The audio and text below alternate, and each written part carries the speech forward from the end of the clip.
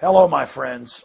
Free humanity struck a great blow against the forces of world government and tyranny 2 weeks ago when people inside the University of East Anglia in England, the chief United Nations climate research facility, leaked thousands of emails, hundreds of documents, the computer programs used for weather models, and exposed that the internal scientists knew that the Earth was actually cooling, that they had to hide the decline, and also persecute other scientists and peer-reviewed journals and studies that were conflicting with their fraudulent views. In the emails, we've now learned that they're talking to Dutch Royal Shell, British Petroleum, Siemens, and other Fortune 100 companies about creating the global carbon tax as a system to fund world government. There have been giant new developments I'm going to cover in a moment. But I want to point out that Ban Ki-moon, the Secretary General of the United Nations, in an editorial for the New York Times 3 weeks ago, stated that world government is being formed in Copenhagen, Denmark, during this 2-week summit in December of 2009, and that the global carbon tax regime would form the heart of world government as the taxation and regulatory system for this. And so I think it's important today in this update to go over exactly what is in the treaty, and also a communique leaked yesterday, December 8th, and was first published in the London Guardian, titled "Copenhagen Climate Summit in Disarray After Danish Text Leak. Developing countries react furiously to leaked draft agreement that would hand more power to rich nations, sideline the UN's negotiating role, and abandon the Kyoto Protocol." I also want to go over the treaty itself, the Framework Convention on Climate Change, all 200 pages here. When you listen to the new head of the European Union, he openly states that world government is being established. When you listen to Al Gore, he speaks of global governance built around the Copenhagen Treaty. When you listen to Ban Ki-moon, he states the same thing. There's no more any room for denial. World government has arrived. World government is here. It is unelected, it is tyrannical, and it wishes to control the planet through an iron grip on resources. But here is the big development.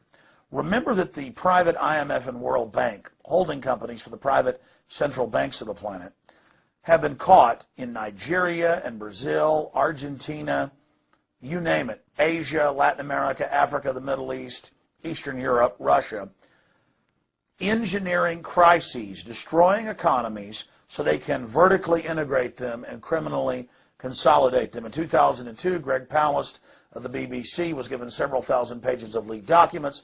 Simultaneously, Nobel Prize winner for economics, Joseph Stiglitz, went public, saying that the IMF and World Bank were engineering financial collapse and the destruction of industrialized society so they could consolidate control. Now, in the last year or so, the United Nations and the private financial backers that control it, because the United Nations General Assembly is just a debating society, the United Nations Security Council actually holds all the power, and they admit that, told the third world, oh, you're going to get back at America and Europe and Japan that have been looting you, as if the people of those countries had done it and not the banking and oligarch elites that are based in them. You're going to get back at them. They're going to have to pay massive taxes on food, on energy, on travel, on financial transactions to you, to help you, to get the General Assembly and the members of the General Assembly to go to this Copenhagen event and to sign on to this. Now, in my film, Fall of the Republic, we detail from previous documents from the UN and from the IMF and World Bank, Goldman Sachs, JP Morgan Chase, Bank of London, and others, the Bank of England based in London, that private central banks were simply setting up their own private global government, and that the populations of the world, both developing and developed, would have to pay taxes in a form of new derivatives that actually Enron head Ken Lay came up with Al Gore in the mid-1990s. That this was a system of total hegemonic financial rule by this establishment. But on December 8th, 2009, during the second day of this global government founding event that the UN itself is calling the greatest moment for world government, the most important meeting in world history, the media is calling that because it is. This is the establishment of this tyrannical world system. When you read the latest leaked communique that is an addendum to the treaty itself, which openly establishes hundreds of new taxes, 700 new bureaucracy, 700 plus, you learn in this draft copy that was not for public distribution, and I'm reading from the London Guardian, Copenhagen Climate Summit in disarray after Danish text link, developing countries react furiously to leaked draft agreement that would hand more power to rich nations, sideline the UN's negotiating role, and abandon the Kyoto Protocol. Reading from the Guardian, and they have a link to the text of the secret document. The document is also being interpreted by developing countries as setting unequal limits on per capita carbon emissions for developed and developing countries.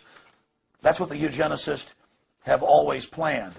That is what they have always stated, that this is really a way to freeze development in the third and developing world so that these countries can be vassals of the larger global private corporate imperium.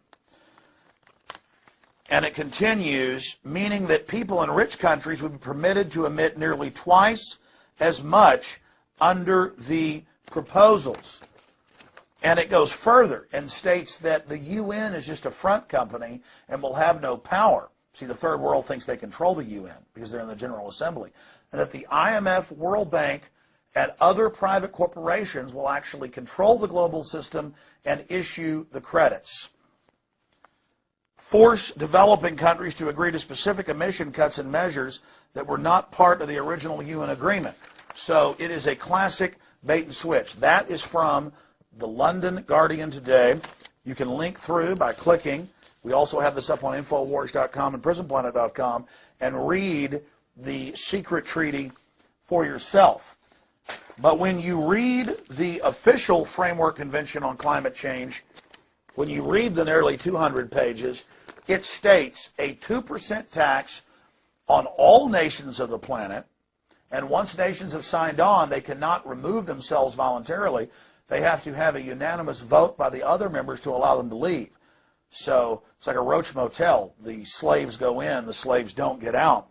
And it states a 2% tax on the complete GDP of every nation, a 2 to 10% tax on all fuel, gasoline, diesel, natural gas, when most families are already on the edge of bankruptcy because of what the central banks have done with the derivatives bubble that broke in the fall of 2008.